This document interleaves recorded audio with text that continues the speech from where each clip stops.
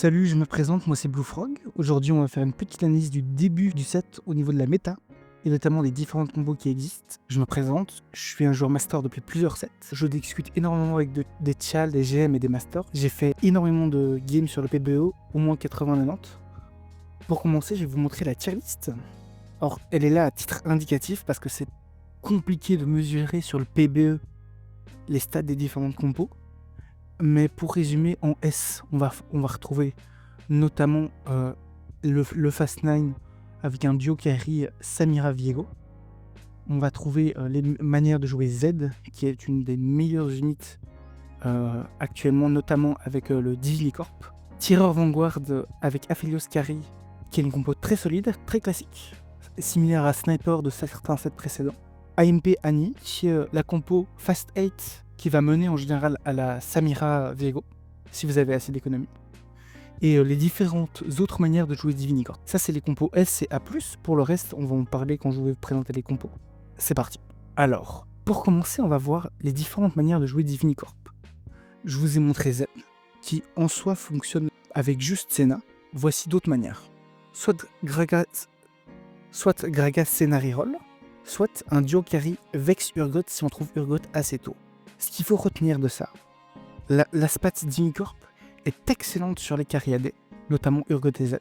Il faut juste faire assez attention parce que la compo peut être très chère. En effet, on va quand même beaucoup bénéficier d'avoir tout au moins 2 étoiles, parce que les Divinicorps se boostent entre eux, donc même unité sans item va être quand même assez forte.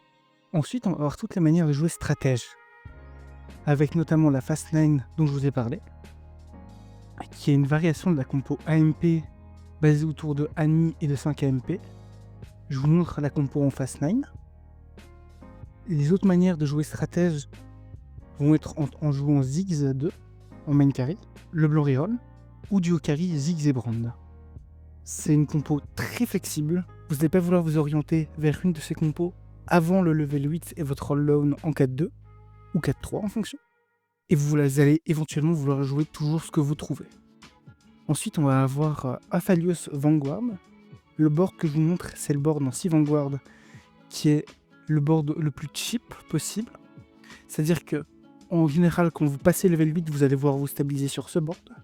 Et ensuite, quand vous trouvez Jarvan 2, Leona 2, Braum 2, toute votre frontline 2, vous allez vouloir cut Skarner et Rast pour rentrer 4 Vanguard, 4 tireurs, qui va être largement meilleur comme board, mais risque de manquer de frontline.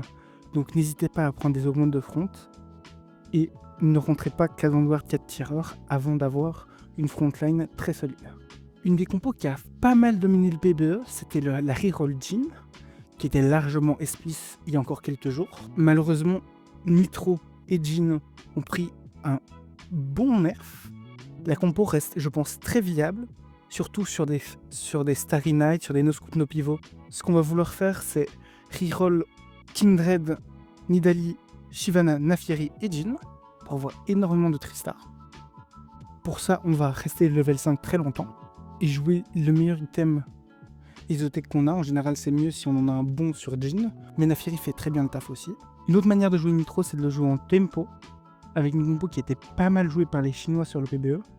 Je vous le montre maintenant, c'est tempo avec Nitro, sans les passer 3 stars pour aller jouer Miss Fortune après.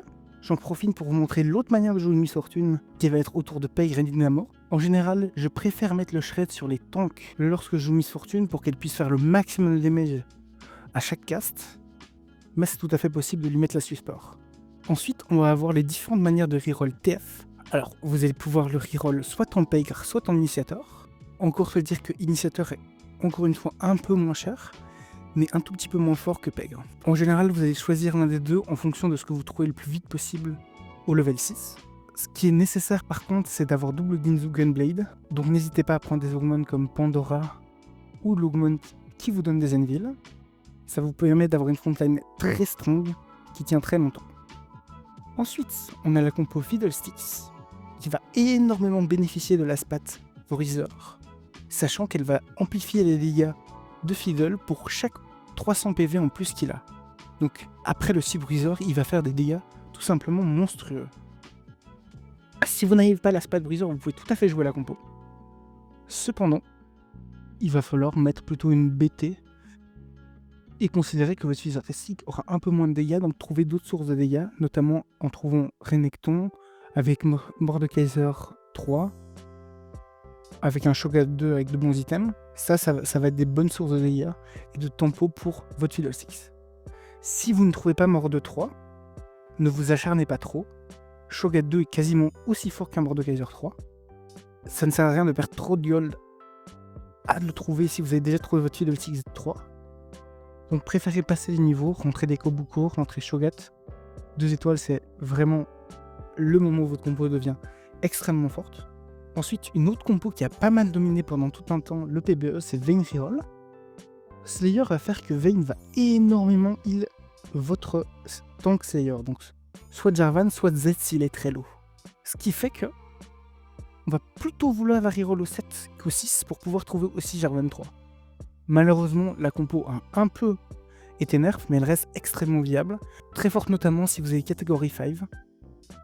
Après, on va avoir différentes manières de jouer Brand. Là, je vous ai mis la version Techies, mais on a tout à fait une version Street Demon que je vous mets à l'écran. C'est des compos qu'on va vouloir jouer en général depuis un +1. Le 10 de Brand, c'est Shojin, Spell Crit et un +1. Il tient extrêmement bien le Morello, Wallbreaker.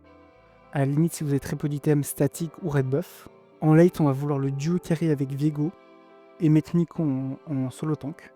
Si vous n'avez pas de spat, n'hésitez pas à drop en seed keys et jouer des lèches, notamment Garen, notamment Kubuko, il est dans la compo de base. Mais n'hésitez même pas à en mettre un second parce que ça va apporter un énorme stun sur la compo adverse. Ensuite, on a plusieurs manières de jouer Zeri. Celle que je vous ai mis, c'est Bastion. On va pouvoir la jouer aussi en Exotech, seulement si on a des bons items. Ou on l'a joué en Cash-Out de Cypher.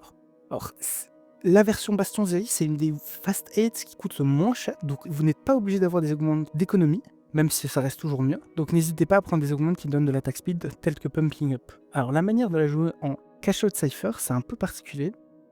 C'est que plutôt que push les levels une fois qu'on a trouvé Zeri 2 chez Yuan 2, on va vouloir rester pour trouver Draven 3, Galio 3, qui vont vraiment être la manière de cap la comp au vu des dégâts que ça peut. Un bon Draven peut quasiment tout shot le carry adverse si vous le positionnez bien, et Galio est un super tank aidé par Zeri et sa Gunblade. Ne cherchez pas à cash out trop tard, vous pouvez même cash out dans les tout premiers qu'on vous propose, si vous avez quelque chose de correct. Alors la verticale du set, celle qu'on va voir le plus souvent, c'est Anima Squad. Ça ressemble très fort à Rebelle du set précédent, sauf qu'à la place d'une Zoé AP, on va retrouver Xayah AD. Et à la place de Jinx AD, on va trouver Aurora AP. Si vous voulez savoir comment jouer la compo, repensez vraiment à comment vous jouiez Rebelle. On va au 8, on transit à chaque fois les items sur le carry suivant, de Vayne vers Xayah, de Seraphine vers Aurora. On joue cette Anima Squad, et les augments d'Anima Squad sont extrêmement fortes, donc n'hésitez pas. Le +1 est très fort, notamment sur Zac ou Garen. Si vous trouvez un dynamo sur votre Garen, n'hésitez pas à le mettre sur Xayah, elle va cast énormément. Une très bonne compo, assez flexible, c'est la Reroll Executioner. Alors, si vous voulez savoir comment jouer, pensez à Emboucheur du set précédent. C'est-à-dire que Rengar ressemble vraiment fort à Snitch. Graves est pas vraiment l'équivalent de Camille, mais assez similaire.